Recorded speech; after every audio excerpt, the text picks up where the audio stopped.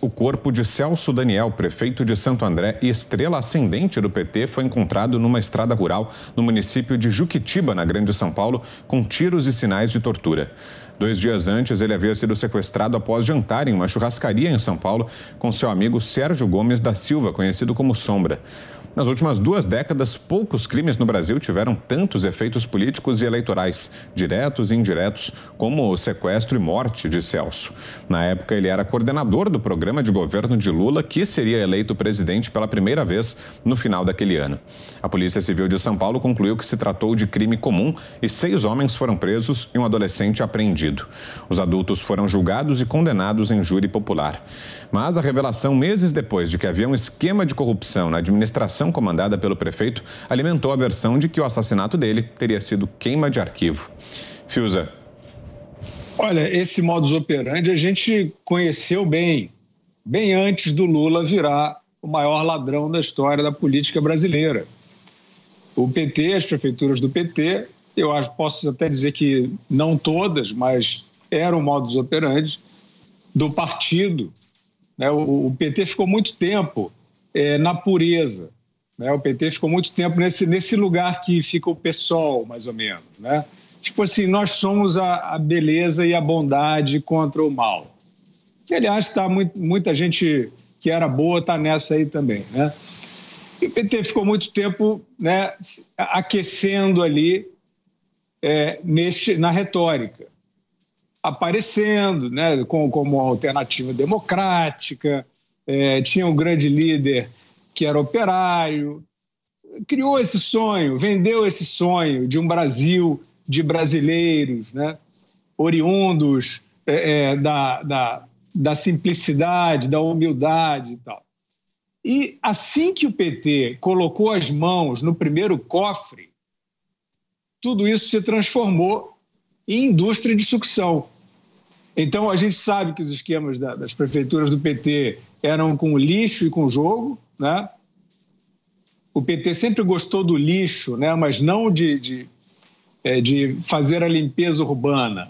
O PT sempre esteve no lixo. Ele sempre gostou do lugar asqueroso, sempre esteve nesse lugar. E assim, você veja, nós estamos falando de Santo André. Nós não estamos mais falando do assalto proverbial regido pelo Lula contra a Petrobras, uso do BNDES, não estamos falando de bilhões e bilhões, não. Nós estamos falando de um pequeno caixa, de uma cidade paulista. E, no entanto, a avidez era já superlativa. Eles fizeram isso em várias prefeituras, esquemas sempre violentos, porque não tem como você impor esse tipo de corrupção e negociata sem ameaças, sem violência. E assim foi. Depois o PT evoluiu, entre muitas aspas, para o Valdomiro, que era um facilitador, que usava a área de jogos para catar propina, e depois passou pelo Carlinhos Cachoeira e chegou ao Marcos Valério, que era um facilitador, como vários desses aí, facilitador também, entre muitas aspas, para o Valério já um pouco mais sofisticado, para criar contratos fictícios com estatais e desviar dinheiro. E dali foi adiante, aí chegamos, os próprios tesoureiros do partido passaram a ser os operadores dos esquemas, como a gente viu com o João Vacari Neto. E é isso, o partido tem isso no DNA. O partido, o PT, de fato, virou um símbolo do que a demagogia pode causar de mais terrível e anticivilizatório. E, para surpresa de ninguém, está aí mais uma vez, na 10ª encarnação, se apresentando como bonzinho, e aí, para surpresa de muitos, com apoiadores como Geraldo Alckmin, foi governador de São Paulo. Aí o pessoal fala muito disso, não, o Alckmin estava preparando para o PT, não tem como. O Alckmin, o Salles sabe disso, trabalhou com ele. O PSDB, eu faço todas as críticas do mundo ao PSDB, não confio no PSDB. O PSDB não entendeu o Plano Real foi feito apesar do PSDB. Mas alguns dos seus políticos, como aconteceu no PMDB, como aconteceu em outros partidos, estiveram lá para fazer determinadas ações republicanas e positivas. Então, toda a parte de austeridade fiscal, responsabilidade fiscal, o Alckmin, por exemplo, seguindo o Mário Covas, teve um papel importante. Não me interessa, não vou fazer sociologia de partido aqui.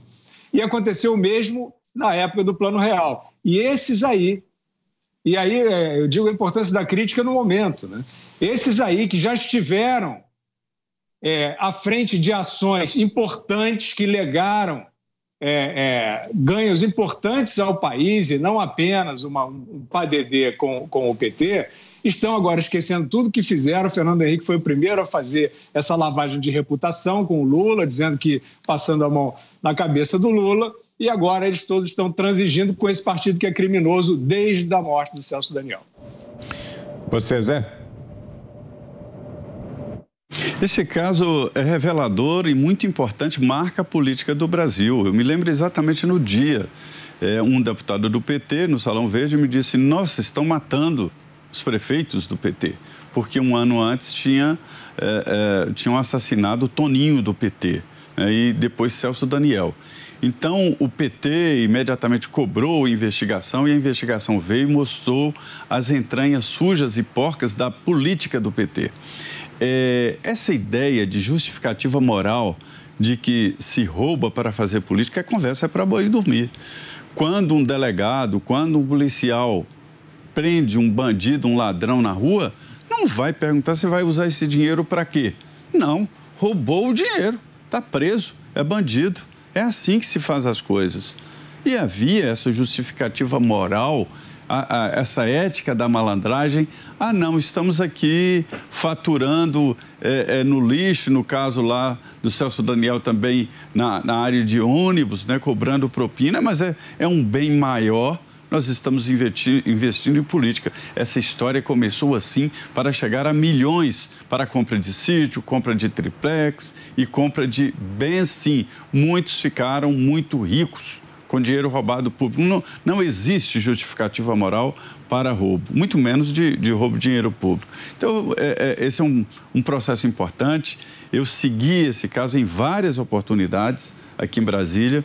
Vi a declaração real da senadora Mara Gabrilli. A Mara Gabrilli, pai dela era dono de empresa de ônibus, dizendo como eram cobradas as propinas lá e que a família toda sendo extorquida, revoltava com aquela situação. E Celso Daniel não queria aceitar tanto roubo assim. É esta a frase. Quer dizer, não, peraí, o lixo e tal, para financiar a política do PT, tudo bem, mas um roubo geral, não. E aconteceu o que pode ter sido até uma queima de arquivo. Um caso muito estranho, sei de detalhes. Ele estava num carro blindado e quando os bandidos, os possíveis bandidos chegaram, o amigo do Celso Daniel, assessor do Celso Daniel, abriu a porta de um carro blindado, né? O que foi muito estranho, chegou a ser condenado, mas o Supremo acabou anulando todo o processo para se ter uma ideia, e ele foi descondenado. Então, é um caso estranho e que é marcante porque mostra exatamente a gênese, a origem de como é esse processo de roubo para a política e para enriquecimento pessoal.